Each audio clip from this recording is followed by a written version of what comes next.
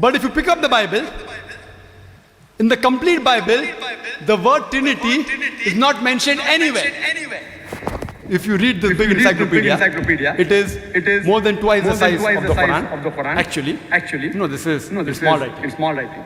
This is along with Arabic and English and commentary. The Bible actually is twice the size, more than twice the size of the glorious Quran. Nowhere will you find the word Trinity. Nowhere. The closest verse that any Christian can come to regarding the concept of Trinity is from the first epistle of John, chapter number 5, verse number 7. It says, "For there are three that bear record in heaven, the Father, the Word, and the Holy Ghost. And these three are one." The closest verse regarding Trinity, first epistle of John, chapter 5, verse 7. And if you read the Revised Standard Version, this is the King James version, which I was showing, which is the most popular. This is the Revised Standard version. I want to know which version. I'm even answering you. 2 in 1. I'm trying my level best in 5 minutes time. RSV, Revised Standard version, a new version. Version means the authentic source differs. And the Christian boasts of 24,000 manuscripts of the Bible, but no two identical. This is the New King James version, which Pastor refers to. This is the Douay version, which has 73 books. They have thrown out 7 books out of this, which the Catholics refer to as a fabrication. Who has done that? The Protestants. Pastor, the Bible is the New King James version, has only 66 books. It's a different Bible. There are various. In IRF, we have more than 25 different versions, more than 200 different types of Bible. You can come and refer to IRF. Coming back to your question. In the Revised Standard Version, which has been revised by Titus scholars of the highest eminence, backed by 50 different Christian corporate denominations, they said that the King James version has got grave defects. And when they revised this, they have thrown this verse, which is the closest resemblance to Trinity, first epistle of John, chapter 5, verse number 7, as a fabrication, as a concoction, as an interpolation. They thrown it out. Who? Not Muslims, not Hindus, 32 Christian scholars of the highest eminence, backed by 50 different denominations. They have thrown this verse, which is the closest resemblance to Trinity, as a fabrication. The word Trinity doesn't exist. Jesus Christ never claimed divinity, as I mentioned earlier. And in the Catechism of the Church, they say the Father is a person, the Son is a person, and the Holy Spirit is a person. But they aren't 3 persons, they are 1 person. Person, but not 3 persons, 1 person. What is this? 1 plus 1 plus 1 is 3, but the Christian says 1. And if you ask the Christian that when you think about the Father, what is the mental picture? And a Christian, you draw the mental picture, like Almighty God, like Santa Claus, sitting in heaven with the earth as footstool. Many says the Word or the Son or Jesus, peace be upon him, somewhat like Jeffrey Hunter in the movie King of Kings. Jeffrey Hunter, blonde hair, white, doesn't look like a Jew, he doesn't have polyp nose, but like Jeffrey Hunter. And when they speak about the Spirit, something like a dove that came when John the Baptist was baptizing, or like the smoke at the Feast of Pentecost. 3 different pictures. But when you ask the Christian, how many pictures do you see? He tells you 1. However much you try, you can never impose these 3 pictures as 1. But when you ask them how many pictures, they say 1. They're lying to you. Because 1 plus 1 plus 1 is 3. It is not 1. And they give the example. Let's see. The concept of Trinity is very difficult to understand. A person can be a father, can be a brother, and can be a businessman at the same time. So why can Almighty God be Father, Son, and Holy Ghost? I said, fine. Let's analyze the example. Suppose there's a person who's a father, and a brother, and a businessman. Suppose the sister goes and says something to the brother, a secret. But natural, even the father and the person will know it. Even the businessman will know. But if you read the Bible, from the Gospel of Mark, chapter number 13, verse 32, it says, yes, peace be upon him, says, that of that day, of that hour, knoweth no man, knoweth no angel, not even the Son, but the Father in heaven. That means, on the day of judgment, even Jesus Christ doesn't know, even the angel doesn't know, even the Spirit doesn't know, only Almighty God. That means, they aren't 3 in 1. They aren't 3 in 1. The Trinity is the concept which is illogical. How much you try, you cannot superimpose. Suppose they say that Jesus Christ, peace be upon him, I agree with him, died on the cross. Do you mean that even God died on the cross?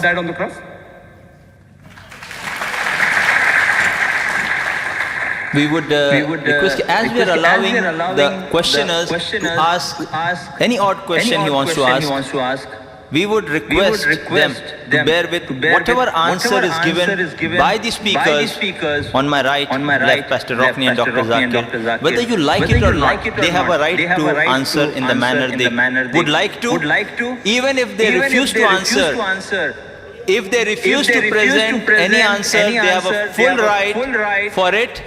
That is the decision. Even if they don't answer, they have a full right for not answering. Let the whole audience be the judge. You can discuss the details after the program. May we have the next question from the ladies for Pastor Rockney. Pastor, I would exhort your patience, please. The speakers as well as the audience. in the beginning of your talk, you said that the evil is actually taken out by man himself. It's not given by God. But then, according to the theory of original sin, you say that the man is born with the sin. So don't you think it's a contradiction? Can you please clarify it? Man has inherited not sin, but the nature of sin. Okay?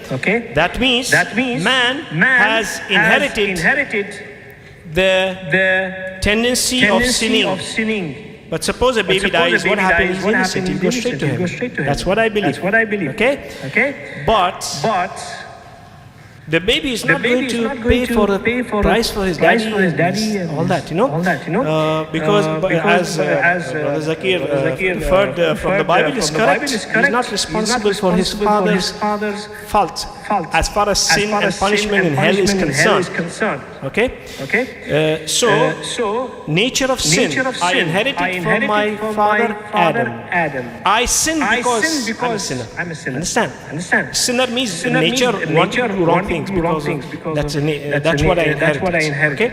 Okay? Not the so when man starts sinning himself, it's counted against himself. So that resolves the problem. The second thing, man does inherit curses.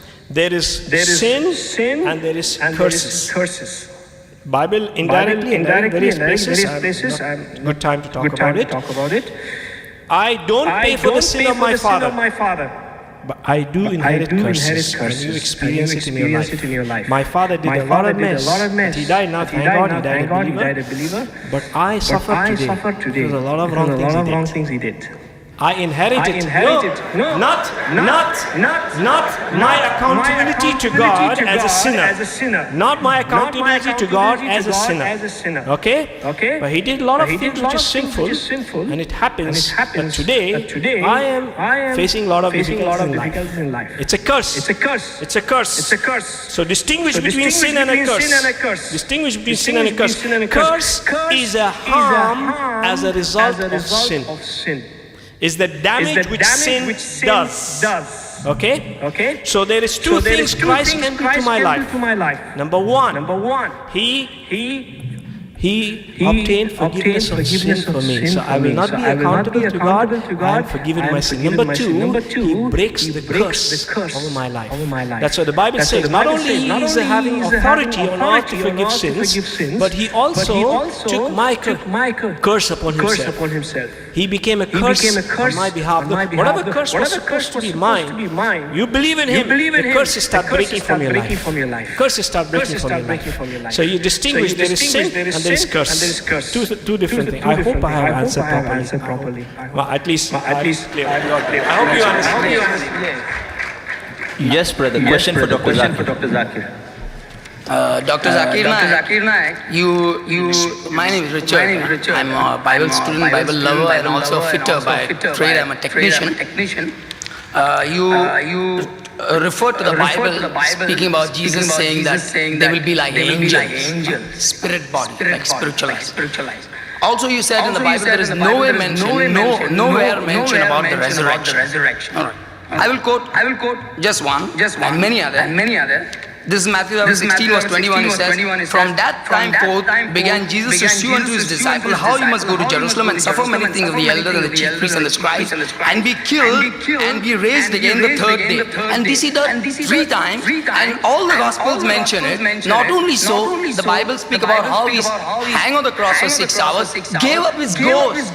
After crying, Allah, now how I got, why is of fulfilling the scriptures. Then we see all the 4 Gospels mention about his death, about his burial and resurrection. Now, you say Jesus cannot lie with respect to the spiritualizing of the body, which is another topic. Glorified body is different, spiritual heavenly body is different. We were better than angels, today we are worse than animals. So how does this come about to be? In fact, I'm not having a discussion. I've learned by God's love and mercy, and I've got the answers to all your 14 points. And I would like to come to Islamic Research Foundation and give you these answers biblically, not to win an argument. I would love to, because it's true that Trinity is not in the Bible. It's not this, but Jesus Christ being divine, I can let you know scripturally, and even your conscience, even the whole creation will back. I give you, today I brought many things with the Bible. What the original, there is a numerics, there is a mathematics in the Bible, which can, it's a perfect, it's proof. So, I've got these things so everyone can avail of them. Mathematics proving scripture. Your main question. Please. No, this is my question, that how Jesus Christ mentioned many times that he will be killed and he will be rising again. Again, if you want another quote, I will give. In chapter 20 verse 19, it shall, and shall deliver him to the Gentiles to be mocked and scourged, and shall crucify him, and third day shall rise again. Okay. Just few. No problem. The question is complete? Yeah, I gave you a little boost so that I can come and share with you, and also to the audience that, Bible has all the answers, not the religions. Every Sunday we have program at IRF Abdul. You can get the address. Every Sunday, 10:30. And after the talk is over, you can ask any question. That's You can even criticize Quran. You can even, I'm just telling you, we love it. We love it. We like to discuss. In friendship, for better understanding. Brother, you can even ask on the Bible. not ask, I will tell you on the Bible. Yes, most welcome. Like you told me just now. Brother said, he quoted from Gospel of Matthew. And he quoted. What he quoted? Jesus said he will die and he will rise. He said that. I agree. Even we agree. He will die and he will rise. In his second coming, he will die and he will rise.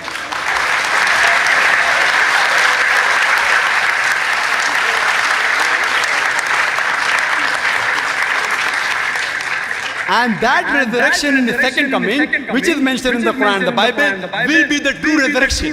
True death and true resurrection. What you are saying, that what was put on the cross, he died. You say that from your side.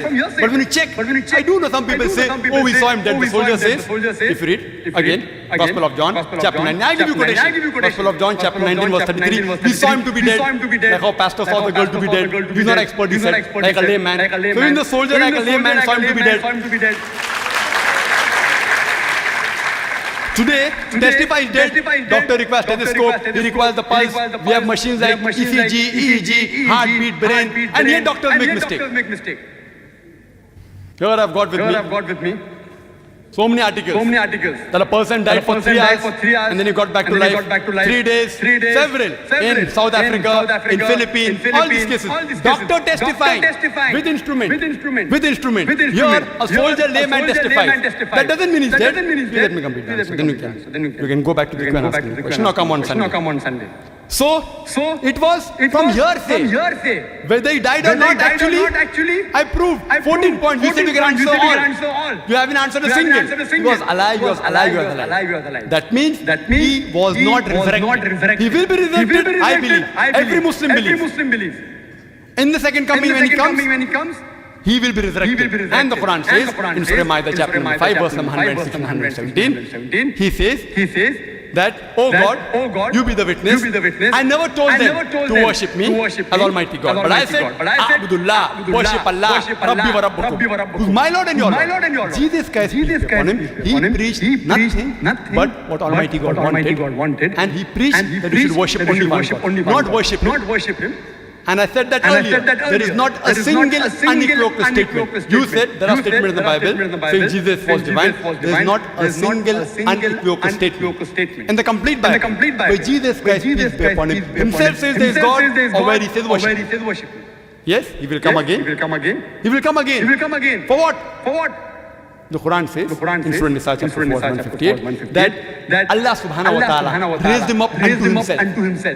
He was raised up alive. For what? For what? In his second coming, he will not teach anything new. The Quran says in Surah Ma'idah chapter 5 verse number 3, Islam, on this day I have chosen for you your religion. And chosen for you Islam. I have completed your faith for you. Nothing new can be taught. He will be coming in the second coming, not to teach anything new to the Muslims. He will be coming in the second coming to testify that I never said you worship me. To testify that I never claimed divinity. And as it's mentioned in the Gospel also, in the second coming, people will say, Oh Master, did we not do wonders and miracles in your name? So Jesus will tell them, ye men of iniquity, ye sinful people, you depart from here. I don't even know you. Who will he tell that? Muslims? To Hindus? To Christians? You are claiming you did miracles in my name? You get out from here. I don't even know you. He will come in the second coming. And that time, as the Quran says in Surah Al-Imran chapter 3 verse 195, Kullu nafsin dha'iqatul maut. Every soul shall have a taste of death. He will die like a human being. And then, inshallah, he will be resurrected. We are waiting for that. Before the day of judgment, he will surely be there. Hope that answers the question. Yes, brother. Brother Pesta, I have a question for you. For Muslims, there are 4 to 5 major criteria which he has to fulfill to enter into Jannah. But as given to understand even from your talks and even from the neighbors, I have heard that for being a Christian, since Christians are sinless in the sense they'll be wiped out, their sins will be wiped out because of the sins which are inherited, which are taken by Jesus.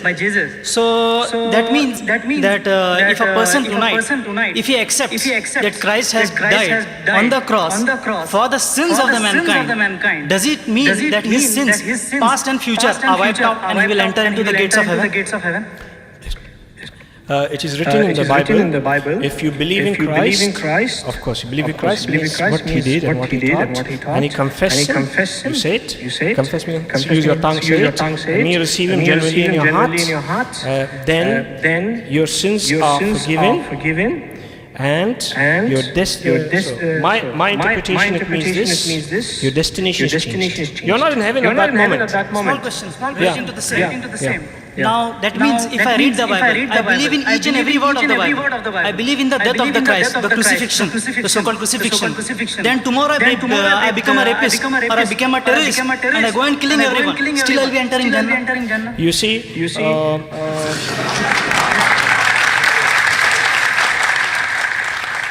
If you have genuinely believed in Christ today, you will not be a rapist tomorrow.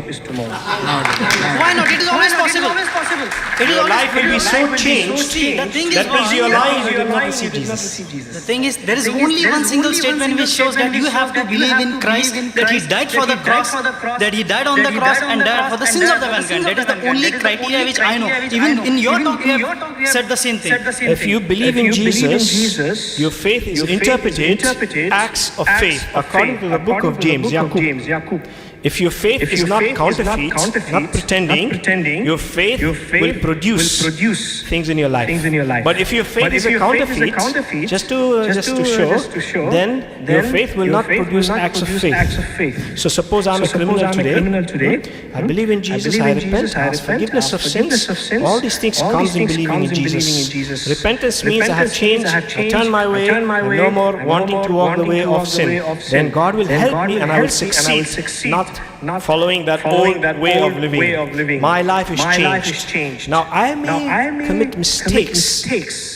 That doesn't mean I have abandoned the faith. A small baby, he loves his daddy. Still occasionally he disobeys daddy. There is a level of disobedience. Okay? There is a level of disobedience and there is a level of rejection and rebellion. So, if I summarize it, if I believe in Jesus today, I repent, ask God forgiveness. God will break my sins. If I have genuinely, not just pretending, He knows the secret, I'm saying it in words or not. And then that would produce things in my life. I was in Kuwait. There were many people who are playing in words in Islam.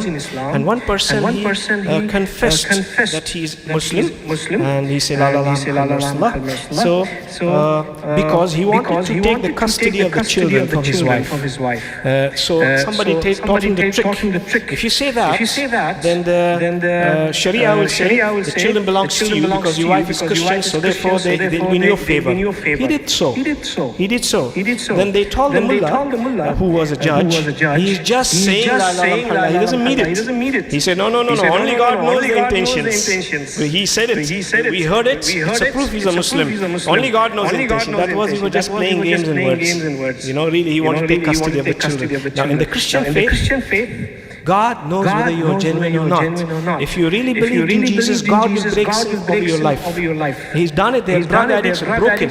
Even medical couldn't help them, but they succeeded. There is an organization called Teen Challenge. They got such a big percentage of success. Even the best rehabilitation for drug addicts, they never succeed. They only get 2%, 3%, and the boys go back, and the boys go back, and the boys go back. These people successfully, people for years, they broke with drugs because they're basing on helping the children on the basis of faith in Christ. Christ is a practical solution, not just a religion and nice fancy drawing and some lovely book with a little bit of colors and all that. Christ is practical for a daily living. Yes. May we have the next question from the ladies? Dr. Zakir. Any question for Pastor Rockney from the ladies? If we were accountable to God for our sins, then why should Jesus be crucified for us? See, Why will God The question punish? is for Pastor Rockney. Yes. Why will God punish Jesus for our sins? if we are accountable to our sins, why should Christ die for us? And the second part, Why will God punish Jesus for our sins? the law exposes sin. That is law of Moses before Jesus. He tells you there are standards of God, expectation from man. Basically, he tells me how sinful I am. Okay? So really sin has no remedy. As far as human is concerned, there is no remedy. And the law of Moses is a confirmation sin has no remedy. Whatever you try, you fall again. Now Jesus came to break that chain. Okay? Now I told you at my talk earlier, if some friend of mine died for my sin, his death has no value in the eyes of God because he is only accountable for himself. But Christ is very unique. Christ is a man who is not worthy of death. He is God, took flesh on himself, kept his power as God aside. Okay? And walked as man. Now, as far as sin and judgment on him, he is not worthy of death. Therefore, he is a blameless lamb. No one on this earth is a blameless lamb in that sense. So therefore his death was very precious, and the value was fits that only this kind of person dying, and there's only one such a person in history, that only then he has that unique office that he can take away my sin. No other person can do that. So that is the reason, because his being not committed sin makes him that blameless, acceptable lamb before God. That is the reason why his position is very unique. That's the reason. I hope I made it a little. Okay? His position as sinless person who is not worthy of death, that makes him the perfect lamb acceptable to God to receive sin of people. So does that mean that we are not accountable for our sins if we just believe in Him? You see, I just mentioned to the gentleman, believe is translated into real acts of faith. There are people who believe just for some various benefits. Maybe you'll get some good salary from some foreign organization. There are many people who do that. But God knows the secrets. Okay? But I'm saying, if you believe, your life will show. Okay? Judas the Iscariot believed, but really it was not real faith. Afterwards we saw, for the sake of 30 pieces of coins, he betrayed his master. Really, from beginning he didn't believe. That was a counterfeit belief. Conditional belief. Belief only if things goes well. Okay? So the book of James says, if you believe, your life will show. Okay? It's not belief. I don't mean just say words, you know. I mean say words, you mean it. Okay? I mean in a sincere heart, asking God, acknowledging my helplessness because of my sin, and asking God to forgive me in the name of His Son Jesus. That's the only way to receive forgiveness of sin. Whatever you do, there is no other way. Sorry, but if you're saying that God took the flesh and bone, Excuse me. I think you have put your question forward. Pastor has explained. We cannot have another question. Question for the answer. I mean, We can try your. You'd like to give a short one-line comment. as said by Pastor that a true believer in Jesus Christ will never become a rapist tomorrow. But if you see the Christians or on a whole, you see that every Christian do sin. So that means you're trying to say that no Christian is a true believer of Jesus Christ.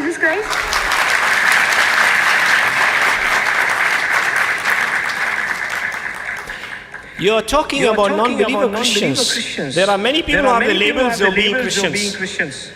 There are many people having the labels of being Christians, and they're doing atrocities, and they're even the British when they were in India, in my personal opinion, if it hurts you, I don't mind, I'm sorry, but they misrepresented Christ in India. They were Christian name. Like if my name is Sharma, I'll be called Tony and Joni. If I become a Christian. Really, your heart is not changed, only external. These are not representative of the faith of Jesus. There is, I said earlier, there is believers Christians, and there is traditional Christians. They're not the same. These traditional, they are just mix up of religions, just having a label of Christianity. That way, you're looking at the people who are traditional. They're two different things. We Christians, we don't worship idols. We don't put photos and bow to it. I asked my pastor. We don't know. I used to do that in the past. When I started reading the Bible and the Torah, and I stopped doing that. I never knew. I used to worship idols. I used to pray to the dead spirits. And God has forbidden such things. I never knew. I was also called Christian. I used to pray to persons other than the Almighty God, a mediator, and all these things. Only God can forgive sins. And you are mixing between a person having a label Christians and a person who is a believer Christians. I'm talking about the Bible Christians, those who believe in the Bible. Those are dynamic Christians. Those type of Christian I'm talking about. Okay? So you maybe have seen people who don't believe in the Bible, they just call Christians. They may be having some Western name or something. Now we just allow three more questions before we wind up. Those who are standing, I would request no further people to come up and queue up because you would not get a chance. We have one brother here, we'll allow one more brother, and I think that we have been waiting for a long time. Okay, we'll allow you the third question before we close the session. The management has given us 10 minutes. Brother Zaki, you were telling that in the Bible somewhere it is written that when Jesus came back, the disciples were terrified and they were afraid. Why they are afraid when he is not dead?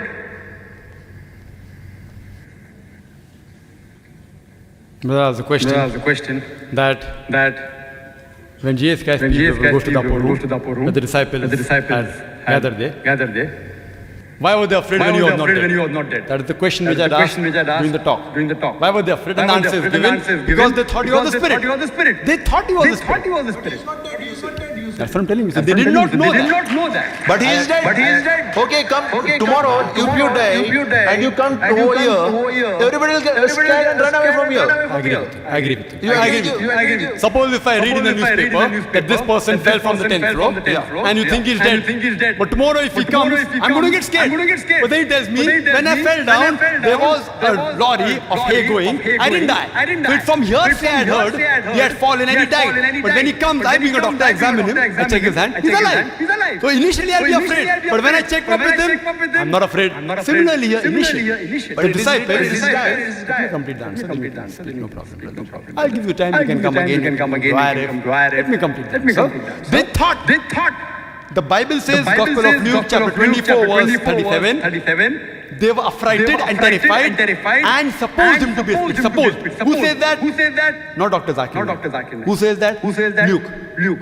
They thought him to be a spirit. But then he says, handle me and see. For a spirit has no flesh and bones. Then they were overjoyed. First they were afraid because they thought he was a spirit. When he proved to them he was not a spirit, they were overjoyed. Who says that? Gospel of Luke. The gospel says that Jesus was dead. And he was buried. And then he comes. You said that. I don't know. Brother, you have asked a question, he has given his answer. Excuse me. Your brother, you have asked a question, the speaker has given his response. I think God has given most of the people here good heart, a good mind, and they can decide for themselves. We are not going to comment on it. What the decision of the audience is, let them decide for themselves. That is the basic premise we had of this friendly discussion, so that we come to a better understanding of each other's viewpoints and not fight over it. Just understand each other's viewpoint in its proper perspective. We have two experts who know their job. Let them give the answers. If you know it better, tomorrow you hire a big hall and maybe invite someone else and people will come and hear you. They are happy hearing you now. Yes, brother. You can carry on with the answer. All the statements were from hearsay. They thought him to be a spirit because they had heard that he had died. Heard from hearsay. They weren't eyewitnesses.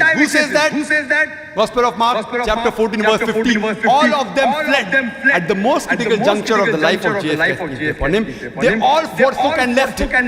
Who says that? The Gospel says. They fled. It was from hearsay. And he proved to them by showing his hand that he was not a spirit. And pastor said, and he gave the reason for salvation, the two questions posed earlier. And the pastor said that you have to believe in Jesus Christ, peace be upon him. He has died for your sins. And then after that we should not sin. I don't get it. That if someone has paid for my sin, then what's the problem in me doing sin? If someone tells me, go to a restaurant, Dilli Darbar, I've paid for your bill, eat as much as you want. And then say, don't have chicken. I say, why? You have paid for my bill. Why not have chicken? Don't have mutton. I say, why? That's when you told me a lie. When you told me that you paid for everything, whatever you have, eat as much as you want for your full life. Now why are you telling me don't have chicken? Don't have mutton. That's when you told me a lie. So Jesus Christ, peace be upon him, paid for our sins. What's the problem in us raping?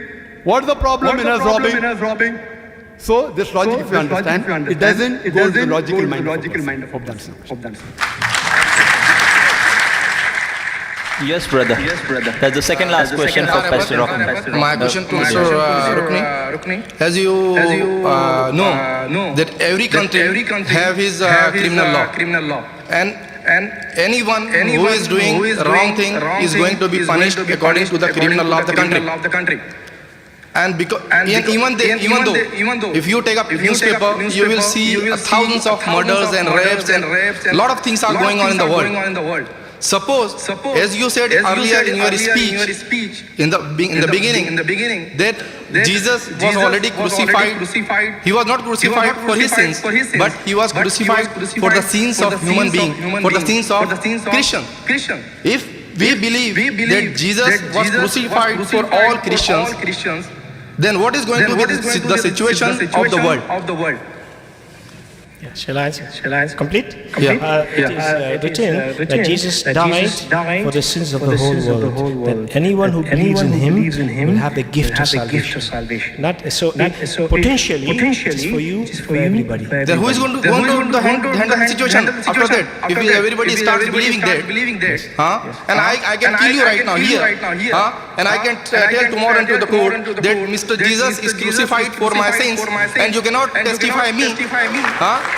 Then can you write on the paper that this guy should not be testified as Mr. Jesus is already crucified for him? I have answered this question earlier in the book of James. In Hindi, in Yaqub says, if you really believe, you will not kill me. You will not kill me. You write it and give that if Mr. Iftikhar is killing today here, and he should not be testified tomorrow in the court of the law of the Indian Constitution. Yes. Can you give me in writing now? Just a minute. I will believe tomorrow that Jesus was crucified. I will believe tomorrow, and I will be a perfect Christian. See, there are two things in sin. As I said, there is sin and there is damage of sin. Okay? There is sin itself. A simple thing I can tell you. See, you are a believer. You are a believer, a perfect believer as a Christian. Today morning I told my daughter, I want to know each and every table from 1 to 20. You read it, and I will listen in the evening. Just to keep me happy, she learned everything. She kept in mind and repeated in the evening. Mr. Zakir is not a Christian. He is a Muslim. But he can quote each and every verse from your Bible, any Bible. And you are a believer. You say, I am a believer. I am this and that. I love Christ. But you cannot quote a single line from the Bible. Brother, you have to put it. Shall I answer?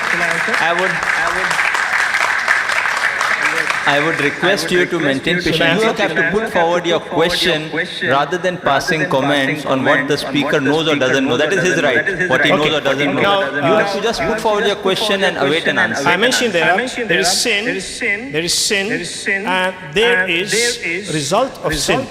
Okay? Now, for example, a poor man who just survived by little food, I'm a thief, I rob his food and he dies and he got no food to eat. Okay? Sometime later, some faithful God servant come and tell me, you are a thief and you should not do that. Then I realized I've done a horrible thing which cannot be repaired. There's a man died because of my robbing. But he reformed me. I asked Jesus to forgive me my sins. And then my destiny is changed. My destiny is changed. That is true. That's a fact. It's a promise in the Bible. It is God's word. But can I repair the damage? I have killed a man. I denied him his food. Answer is no. Then the police will catch me, and according to the law of the country, I may have to be hung because of that. Yes, I have to bear the consequences of the harm I did. But my soul is saved because my destiny is changed. God has wiped my sin from His presence, but there is a damage I caused which is so serious, and there is a price for it in this earth. So many sins, they're so serious, I cannot repair it even after becoming a Christian. There is another situation, I do a minor thing. Let's say I cheat Saji, and then tomorrow God convicts me. Ask Him forgiveness. God, I'm sorry for my sin. I have cheated Saji. Saji, take your pen back. I have cheated you that day. That's a minor sin I can restitute. It is possible to restitute. But the case where a man died because of my being a horrible person earlier cannot be restituted, and there is a law in the country, and I have to bear the consequences of that. So there is the sin and there is the damage. Not all damage can be repaired. For example, if I am alcoholic, very heavy drinker, all my youth was spent in drinking. At the old age, some faithful servant of God comes and tells me, ask God forgiveness. I ask God forgiveness in the name of Jesus. I receive a free gift of salvation, free of charge. I have worked for it. God changed my destiny. But what happened? During all my youth, I have been drinking beer, and my liver developed fibroid.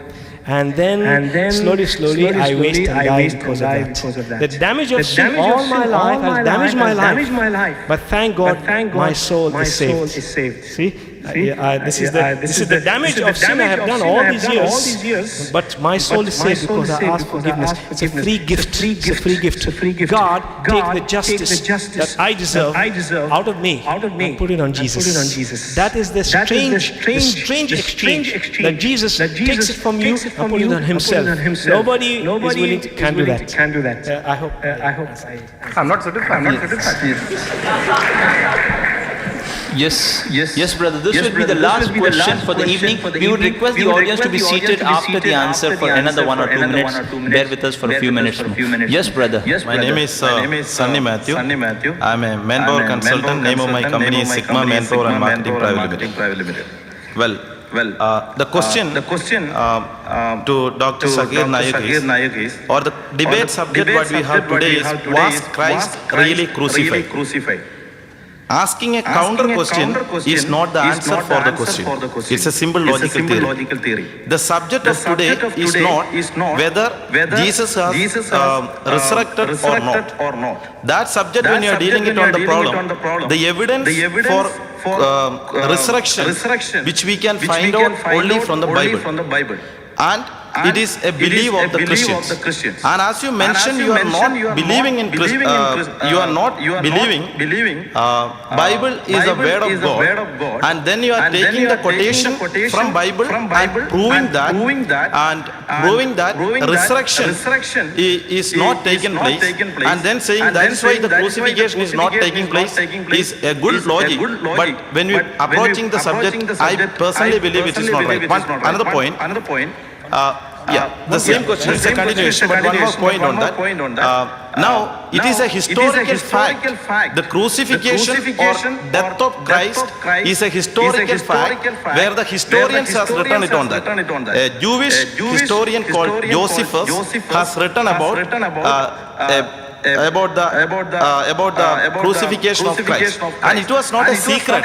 In a rally, people has been tortured him and crucified it on that. Then what happened to Christ if Christ has not died? Whether he has hidden somewhere else, his body has taken down from the cross and it has been laid down. There were people witnessing it on that. But how can you deny it on this? And the last continuation, because I am the last person to question it. No, this is already asked. I think you asked three questions. Brother, we will just let him answer the three questions. In fact, the management has put a limitation. Let him answer the three questions. If time permits and the management permits, we might. Don't answer a comment. Brother, this is the question and answer time. You are allowed to ask only a question, not pass a comment. You can come to the IRF, call him to your place, whatever you'll agree to, do that after the program is over. I can't allow it now. Please. I cannot allow you now. Maybe have the answers to the questions already posed. Brother posed 4 questions. He said the topic was vast, Christ really crucified, and I posed the question, was he resurrected? And then he said, because he is resurrected, he was not resurrected, therefore he is not crucified. You are going in the opposite. What I was trying to do is kill 2 birds with 1 stone. I do not have another debate whether Christ was resurrected or not. 2 birds with 1 stone. If he did not die, he was not crucified. If he did not die, he was not resurrected. 2 birds with 1 stone. So even if you remove the word resurrection, yet the arguments remain the same. And you can have the video cassette later on when it's released. First I said, if a person doesn't die, he's not crucified. And then I went to say that for resurrection also death is required. So I'm killing 2 birds with 1 stone, trying to prove that Jesus Christ did not die. If he did not die, he was not crucified. If he did not die, how can he be resurrected? I am killing 2 birds with 1 stone. And I'm sticking to the topic. I'm not going away from the topic. Because both these things are important. According to Paul, 1 Corinthians chapter 15, verse 14. And if Christ did not die and rise, our preaching is vain and your faith is. So I'm killing 2 birds with 1 stone. You can refer to this. You ask the next question. That historians have said, Jewish historian, that he has been crucified. Do you know, brother, how much of material has been written on Christ has been really crucified? Double the material written that he was not crucified. Historical accord. You can come to IRF. I can quote Venturi, a German philosopher. He said, St. Paulus, I can give you how many names you can give, I'll give you double the quantity of historians. Not Muslims, Christian, non-Muslim, I'll give the names. Your fourth question. If Jesus Christ, peace be upon him, did not die, what happened to him? Was he put below the earth, etc.? I feel you didn't hear my talk. And my rebuttal, and my question. I made it very clear. In Surah Nisa, chapter 4, verse 157, وَمَا قَتَلُوهُ وَمَا صَلَبُوهُ. They didn't kill him, neither did they crucify him. It was only made to appear. Next verse, Surah Nisa, chapter 4, verse 158, it says that Allah subhanahu wa ta'ala raised him up alive.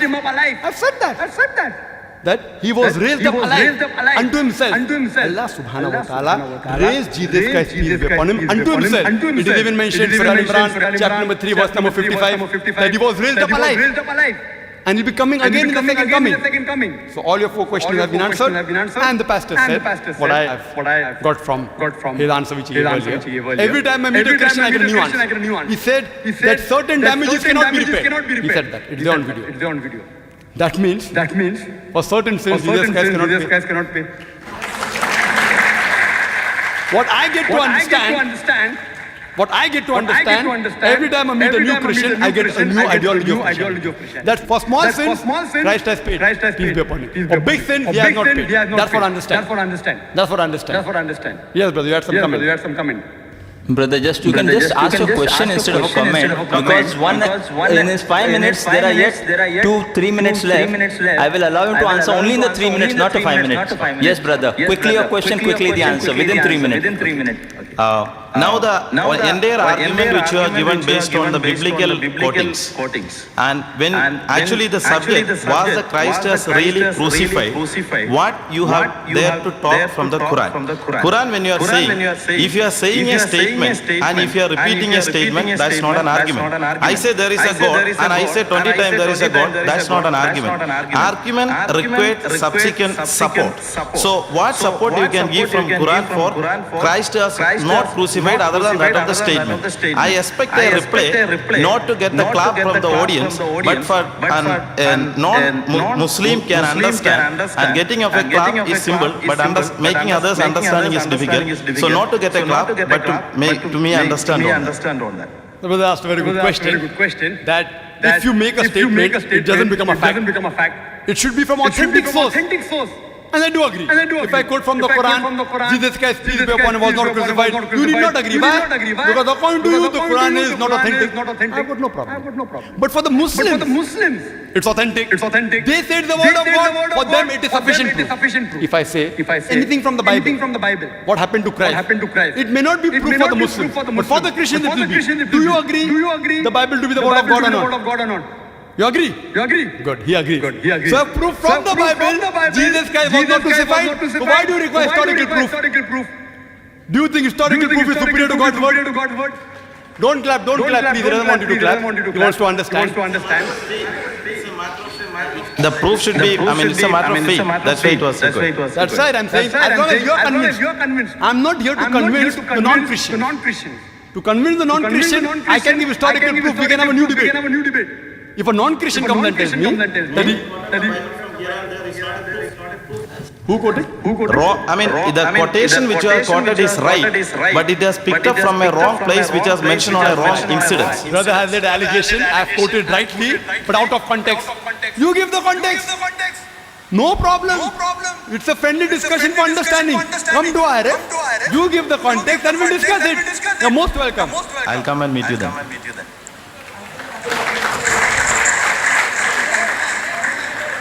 Jazakallah khair. We thank God Almighty for making this evening of understanding each other's viewpoints between two major faiths of this world possible for all of us present here.